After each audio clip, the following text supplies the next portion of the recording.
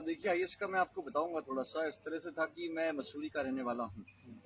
तो मुझे ये इतना इल्म तो था कि वहाँ पे एक एकेडमी है जिसमें कुछ सरकारी ट्रेनिंग होती है। हालांकि मुझे ये नहीं पता था कि आईएएस क्या होता है। मुझे ये भी नहीं पता था कि ट्रेनिंग कौन लोग करते हैं। तो जो स्कूल में मैं पढ़ता था मसूरी में, सेंट जॉर्ज एक स्कूल है वहाँ पढ़ता था। तो वहाँ पे एक बस आया करती थी। उस बस के बाहर लिखा रहता था LBSNAA। मैं सोचता भी था कि क्या चीज़ है ये। तो खैर मुझे पता नहीं था उसका। पीडब्ल्यूडी के जो सामने है। एग्जैक्टली हाँ, पीडब्ल्यूडी का भी गेस्ट हाउस है, उससे और आगे पड़ता है ये। मुझे हैप्पी सुपर वैली चलते कहते हैं। हैं। हाँ हाँ हाँ, हैप्पी वैली में है। तो मुझे ये था कि यहाँ पे कोई ट्रेनिंग होती है, लेकिन आईएएस के बारे में जानकारी नहीं थी। मेरे पड़ोसी थे जो बीच में हमारे बहुत ही अच्छे ऑफिसर, डिस्ट्रिक्ट हमारे जो director general of police Anil Raturi ji, और हाँ। मैम जो हमारी अभी एसीएस है राधा रतूड़ी जी। तो आप लोग गर्मी की छुट्टियों में वहाँ पे आते थे। तो मुझे पता चला कि कोई चीज़ आईपीएस और आईएएस होती है। मुझे तब भी नहीं पता था करते क्या हूँ। तो मैं 94 में मिलने गया सर से और मैम से।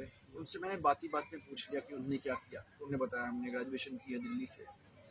मैम ने भी ग्रेजुएशन की थी, दोनों ने आर्ट्स पढ़ी थी। हालांकि मैं साइंस कर रहा था क्लास 12 में, मजबूरी में, इसलिए कि आर्ट्स थी ही नहीं और मुझे करनी पड़ी साइंस वहाँ पे। तो पहली बार उनसे पता चला कि ऐसी कोई परीक्षा होती है। 12th में क्या आपने सरकारी स्कूल से पढ़ाई की या नहीं, मैं एक्चुअली GIC से नहीं, या मैं प्राइवेट? जीएसए में नहीं था, मैं सेंट जॉर्ज में था। उससे पहले हिल्टन कॉटन में था। हिल स्टेशन में अच्छी बात यह है कि एजुकेशन अच्छे शुरू से रहे हैं। और पापा मम्मी ने भी, यद्यपि लिमिटेड संसाधन थे, पापा मेरे नगर पालिका में थे, उनकी सेक्रीफाइसेस थी, तो उन्होंने वहाँ पे एडमिशन दिलाया।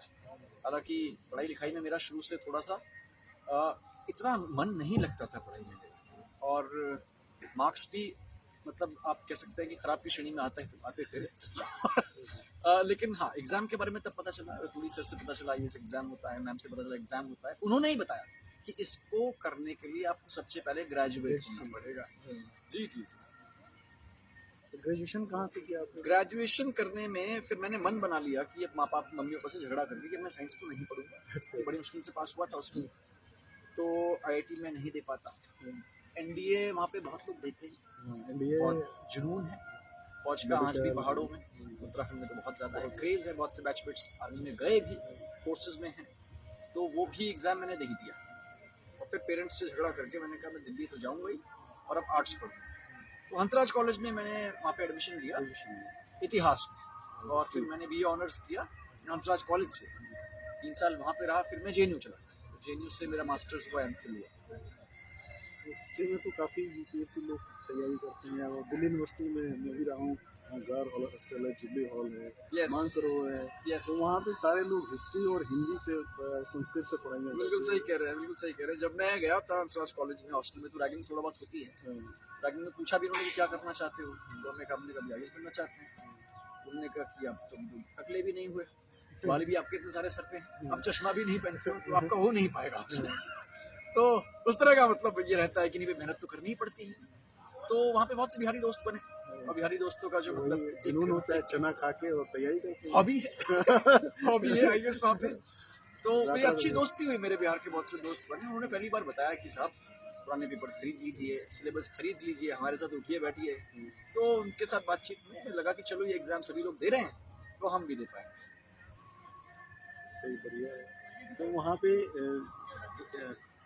और कोई तैयारी करने में आपको परेशानी या सब्जेक्ट सिलेक्शन में कोई दिक्कत है? हाँ, मेरे साथ एक बहुत बड़ी दिक्कत है कि मैं जब निर्णय लेता हूँ तो सोचता बहुत ज़्यादा हूँ, और काफ़ी पहलुओं पे सोचता हूँ। बड़े निर्णय जब लेता हूँ। तो मैंने हिस्ट्री तो ले ली थी, हिस्ट्री में नंबर भी अच्छे आए थे, फर्स्ट डिवीजन भी आ गई थी। मैं जेएनयू भी चला गया, अच्छा, जेएनयू में मास्टर्स में भी पहुंच गया। तो मुझे लगा अब हिस्ट्री में तो हम धुरंधर हैं, इसको तो लेना ही है। तो हिस्ट्री रख ली।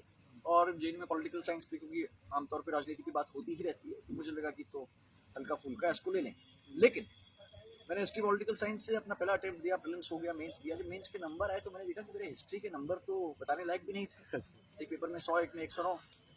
तो मुझे लगा कि शायद इसमें जो मैंने रिसर्च कर ली है या जिस तरह की पढ़ाई मैं कर रहा हूँ, ऐसे जवाब, ऐसे आंसर्स मुझसे एक्सपेक्टेड नहीं है। मुझे बहुत सिंपल आंसर्स देने होंगे।